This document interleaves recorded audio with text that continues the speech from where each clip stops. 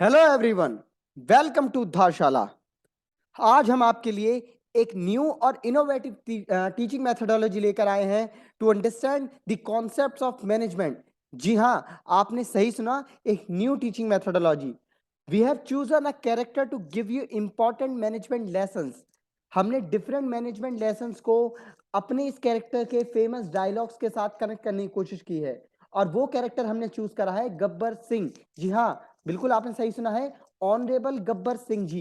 ये जो हमारे ऑनरेबल गब्बर सिंह जी थे, इन्होंने कुछ फेमस डायलॉग्स दिए थे और हमने मैनेजमेंट के इंपॉर्टेंट कॉन्सेप्ट्स के साथ उनको कनेक्ट करने की कोशिश करी है। आई होप आपको हमारी ये कोशिश पसंद आएगी। बिफोर हम इस सेशन को स्टार्ट करें, मैं आपको रिमाइंड करा देता हूं कि अभी तक आपने अगर हमारे चैनल को सब्सक्राइब नहीं करा है तो प्लीज सब्सक्राइब बटन पर क्लिक करके इसको सब्सक्राइब कीजिए, लाइक दिस वीडियो और शेयर करिए इस टाइप की इंफॉर्मेटिव वीडियोस अपने सभी दोस्तों के साथ। प्रेस द बेल आइकन अगर अभी तक आपने नहीं दबाया है, सो दैट आपको फ्यूचर में आने वाली हमारी सभी वीडियोस की नोटिफिकेशन टाइम पर मिल जाए। एंड कमेंट बॉक्स में हमें कमेंट करके जरूर बताइएगा कि ऐसे कौन से और डिफरेंस आपकी नजर में कैरेक्टर्स हैं, उनके फेमस डायलॉग्स हैं जो आप चाहते हैं हम डिफरेंट मैनेजमेंट, मार्केटिंग, एचआर के कॉन्सेप्ट के साथ उसको कनेक्ट करने की कोशिश करें। तो चलिए शुरू करते हैं, लेट गेट स्टार्टेड। तो हमारे ऑनरेबल गब्बर सिंह जी ने हमें कुछ ऐसे फेमस डायलॉग्स दिए थे जिनको हमने कोशिश करी है कि मैनेजमेंट के कुछ कॉन्सेप्ट या लेसन्स के साथ उनको कनेक्ट करने की कोशिश की जाए। आई होप हमारी इस कोशिश को आप पसंद जरूर करेंगे। तो चलिए शुरू करते हैं। और इनका पहला डायलॉग जो हम देख सकते हैं, जो हमें लगा कि मैनेजमेंट के साथ कनेक्ट होगा, वो था कितने आदमी थे। ठीक है, तो ये अपने सांभा से वो जब गांव से वो लेके आते हैं, सभी लोग सामान लूट के लेकर आते हैं और वो हार के आ जाते हैं, लूट नहीं पाते हैं। तो गब्बर सिंह जी उनसे क्या पूछते हैं, कितने आदमी थे। राइट, तो यानी कि he want to understand the competition. एक मैनेजर को, एक कंपनी हेड को उसके कंपटीशन की, उसकी साइज की सभी इंफॉर्मेशन उसके पास होनी चाहिए, so that he can understood that even a small team can make a difference. देखिए, गब्बर सिंह बहुत अच्छी तरह जानता था कि छोटी से छोटी टीम भी बड़ी सी बड़ी चोट दे सकती है, छोटे से छोटे हथियार भी बड़ी से बड़ी चोट दे सकती है। तो अपने जो टीम है, जो कॉम्पिटिटर्स हैं, जो छोटे कॉम्पिटिटर्स हैं, ऐसा नहीं है रिलायंस नजर नहीं रखता कि छोटे छोटे जो उसके कॉम्पिटिटर्स हैं वो क्या काम कर रहे हैं, नहीं, उसको देखना है क्योंकि मार्केट में वो उन्हीं के साथ कंपीट करने वाला। राइट, तो कितने आदमी थे, कंपटीशन को अंडरस्टैंड करने का एक बेहतर तरीका था। Next, identify and eliminate the threat. किससे पता लगाया, जब उसने पहचान लिया कि ठाकुर मेरे लिए खतरा है, और ठाकुर को एलिमिनेट करा जाए, या उसके जो स्ट्रेंथ है उसको पहचाना जाए और उसको हटा दिया जाए। राइट, तो क्या थे, हाथ।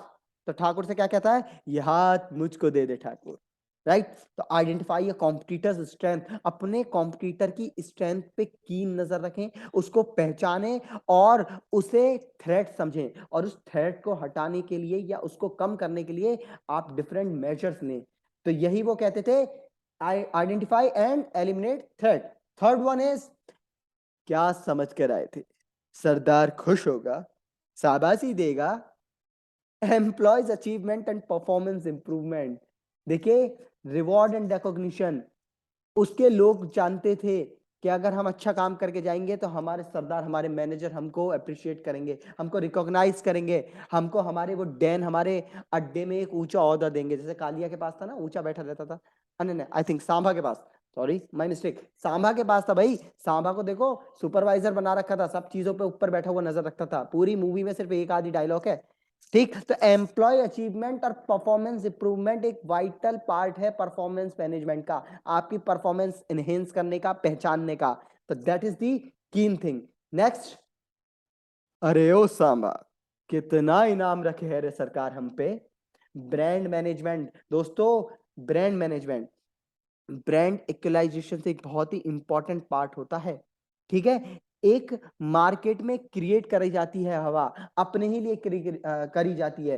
तनिष्क ने क्या काम करा, हीरे को एक ओवर दी एज प्रोडक्ट के तौर पे रिप्रेजेंट करा। हीरा है सदा के लिए, हीरा है सदा के लिए, आइए आइए हीरा लीजिए। जैसे हीरा फ्री के भाव बिक रहा है ना, आलू सब्जी के भाव बिक रहा है कि कोई भी आएगा हीरा लेगा, है ना। बेटी की शादी है, बहन का बर्थडे है, भाई अपने बहन को रक्षाबंधन पे क्या दे, ठीक है। हीरा है सदा के लिए, हीरा फॉर फॉरएवर। और गोल्ड नहीं है, गोल्ड भी है ना, गोल्ड तो आदिकाल से चल रहा है, हीरा जाने न जाने, गोल्ड तो हर जगह। मतलब गोल्ड आप ये देखिए यूनिवर्सल करेंसी के तौर पे देखी जाती है, हीरा नहीं देखा जाता। बट फिर भी इसको किस तरीके से ब्रांडाइज करा गया, है ना, ब्रांड रिकॉग्निशन प्रोवाइड करा गया। हीरा है सदा के लिए, तो किस लिए? To create market proposition for diamond in the mind of customer. और वही काम गब्बर सिंह करता था, अपने लोगों के माइंड में, गांव वालों के माइंड में एक क्रिएट करता था अपनी वैल्यू प्रपोजिशन। कितनी वैल्यू है, अपने ही ब्रांड को सेल्फ प्रमोट करके। और कैसे? अरे ओ सांबा, कितना इनाम रखे है रे सरकार हम पे। तो वहां से ऊपर से सांबा क्या कहता था? सरदार पूरे 50,000। क्यों? क्योंकि जो दिखता है वही बिकता है मेरे दोस्तों। ठीक, नेक्स्ट, इसकी सजा मिलेगी, बराबर मिलेगी। नेगेटिव मोटिवेशन, मोटिवेशन तो है, नेगेटिव दे रहा है। परफॉर्म नहीं करेंगे तो लात मार के निकाल दिए जाएंगे ऑर्गेनाइजेशन से। आई एम सॉरी, लात इस थोड़ा सा एक नेगेटिव वर्ड हो जाता है, बट हाँ, अगर आप ऑर्गेनाइजेशन में परफॉर्म नहीं कर सकते तो ये क्या है? ये थोड़ा सा एवर्सिव, यानी कि ये स्ट्रॉन्ग डिसलाइक क्रिएट करता है ऑर्गेनाइजेशन के अंदर, एक अनडिजायरेबल बिहेवियर। अगर मैनेजर के अकॉर्डिंग आपका बिहेवियर डिजायरेबल नहीं है तो he can kick you out from the organisation. It intended to decrease or eliminate the occurrence of that behaviour. ऐसा बिहेवियर, ऐसा अनडिजायरेबल बिहेवियर औरों का ना हो, या ऐसे बिहेवियर को उसे फ्यूचर में ना झेलना पड़े, इसलिए सख्त डिसीजन लेता है। सजा जरूर मिलेगी, सबको पता है, काम नहीं करेंगे तो निकाल दिए जाएंगे। नेगेटिव मोटिवेशन के तौर पे काम करते हैं, कंप्लीटली टास्क ओरिएंटेड, टास्क पूरा करना है। मैनेजरल ग्रेड पढ़ते हैं दोस्तों हम लीडरशिप स्टाइल के अंदर, उसमें मैनेजरल ग्रेड में एक आता है टास्क, जहां पर सिर्फ प्रोडक्शन पे फोकस करा जाता है, आदमी पे नहीं। ये वही बात है, आपको काम परफॉर्म करके दोगे तो ऑर्गेनाइजेशन में आपके बिहेवियर को सराहा जाएगा, नहीं तो you just kick it out from the organization. Next, कितनी गोली है इसमें, कितनी गोली है? इन्वेंट्री मैनेजमेंट का ध्यान हमारे गब्बर सिंह जी से बढ़िया कोई नहीं रखता था। हमेशा पता रखता था, हमेशा अपने लोगों से पूछता रहता था, भैया रॉ मटेरियल कितना है अपने पास गन्स कितनी है अपने पास। देखना ना, प्रोडक्शन अगर करना है, अगर अपना डर बिठाना है, अगर मार्केट में एस्टेब्लिशमेंट चाहिए, रिकॉग्निशन चाहिए, मार्केट में ग्रोथ चाहिए, तो इन्वेंट्री मैनेजमेंट स्ट्रांग होना चाहिए मेरे दोस्तों। रॉ मटेरियल के साथ साथ फिनिश गुड भी आपके पास सफिशिएंट मात्रा में होना चाहिए, एक्सेस भी नहीं, लो भी नहीं, पूरा सफिशिएंट। ठीक, नेक्स्ट, बहुत ना इंसाफी है ना। जब वो उन तीनों को गोली मारने के लिए देखने लगा कि भैया बंदूक एक है, 3 लोग हैं, एक बंदूक में 6 गोलियां हैं, तो 6 गोली 3 लोग, बहुत ना इंसाफी है ना। तो क्या काम करा उसने?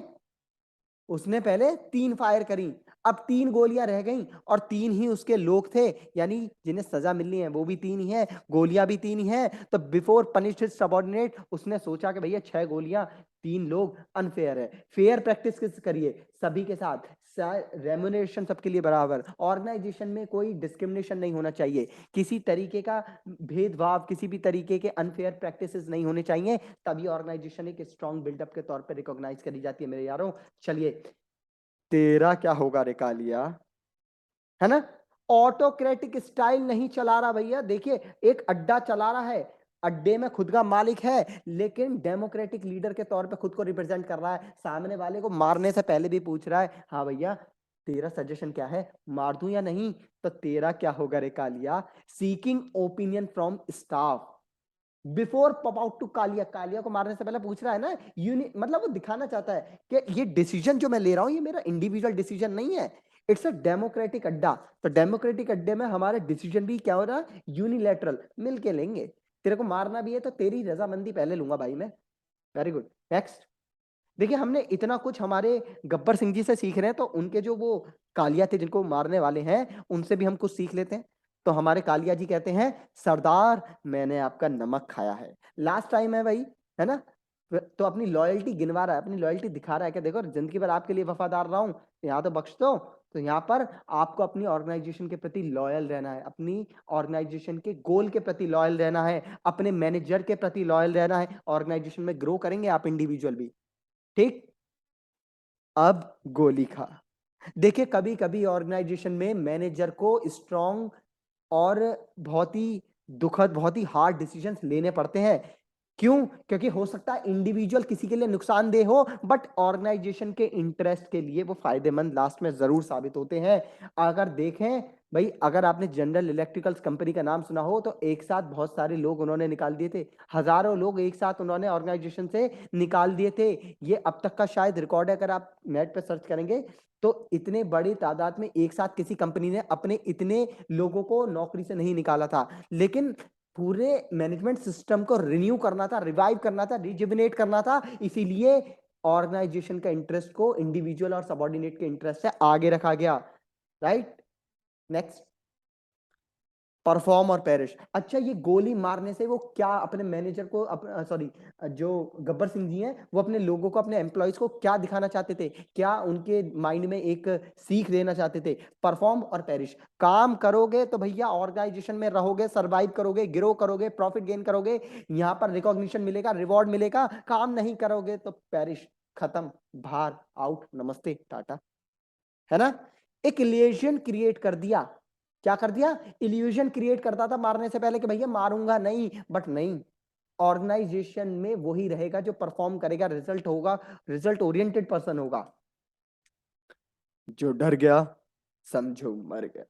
क्या कहते थे गब्बर सिंह जी? जो डर गया समझो मर गया। भैया आप करेजियस होने चाहिए, ठीक, आप करेजियस होने चाहिए, आप रिस्क लेने वाले होने चाहिए, ठीक है।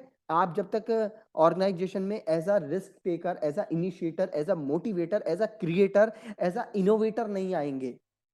और ये सब काम एक एंटरप्रेन्योर करता है, एक मैनेजर करता है, एक लीडर करता है। किस लिए करता है? इस रिस्क को मैनेज करने के लिए करता है।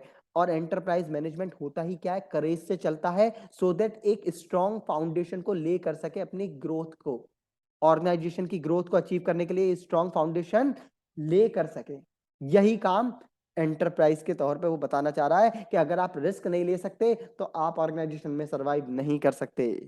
नेक्स्ट, होली कब है? होली कब है? कब है Holi? Always keeping track of your future events.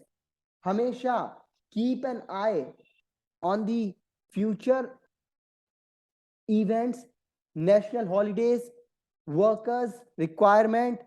Future management होता ही क्या है? आने वाली सभी, आपका एक फ्यूचरिस्टिक विजन होना चाहिए। आप फॉरवर्ड लुकिंग फोरसाइट हो, दूरदृष्टि हो, आप पहचान लें। तो आपके पास जब आप फ्यूचर को मैनेज कर लेंगे, तो अगर आपके सभी छुट्टियां, सभी इवेंट, सभी आने वाले कामों को एक प्रॉपर तरीके से लिस्टेड कर लेंगे, उसके अकॉर्डिंग अपनी रिक्वायरमेंट फुलफिल कर लेंगे, तो ऑब्वियसली आपका मैनेजमेंट एक इफेक्टिव मैनेजमेंट के तौर पे निकल के आएगा।